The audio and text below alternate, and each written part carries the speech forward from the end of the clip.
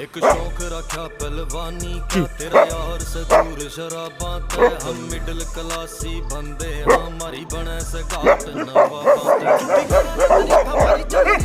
Load करके सामान रखी पक्कियां गरीबा बेटा यूनिटी में रहना अच्छी बात होया करा पर शेरा का शिकार कदे कर दी नी शिपा सरकार जे यारी के मन तारने पड़ेंगे सांस जितने जवानी वाले बारने पड़ेंगे तेरी धरती पे खोल आके बारने पड़ेंगे प्यार पचदा नहीं इनका ये मारने पड़ेंगे बंदे कितने लिटाए बेशोरनिया कांड करके न बैठे कैलिफोर्निया चोरी खा के हिस्ट्री देख हरियाणा की रकाने मारे जिसा आया किसी का भी दौर नहीं है।